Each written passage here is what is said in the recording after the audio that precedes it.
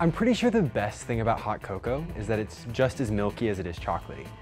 I'm gonna show you how to make a hot chocolate icebox pie.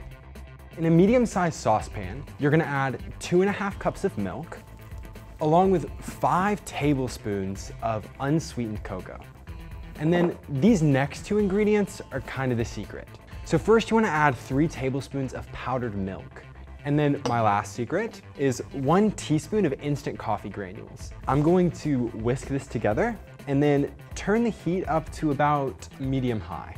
In a separate clean bowl, you're gonna pour 3/4 cup of granulated sugar, 1/4 cup of cornstarch, 1/2 teaspoon of salt. First, you wanna incorporate the sugar, the cornstarch, and the salt, and then 4 egg yolks. Your mixture will be a deep yellow, almost the color of mustard.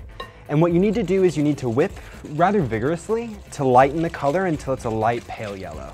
So once you're finished whisking, your egg yolk mixture should look something like this. Once your mixture comes to a simmer, lower the temperature to low, just to keep the mix hot. And then take a measuring cup, I use a 1 cup size, to scoop out some of the hot liquid. And you're gonna add a total of 1 cup of the steaming cocoa mixture to the egg mixture.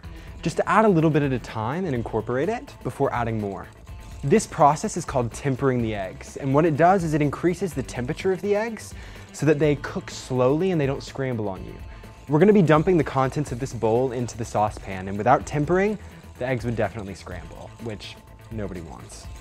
What we're gonna do is we're gonna increase the temperature on the saucepan back up to medium-high, and we're gonna slowly incorporate this mixture into the chocolate mixture.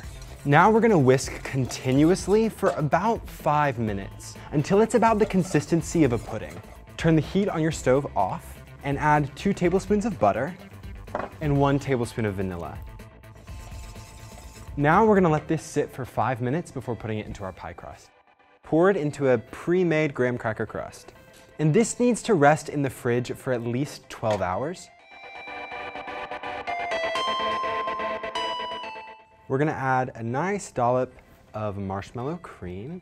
And on top of this, I'm gonna sprinkle some crushed peppermints, but you could add shaved chocolate or cocoa powder.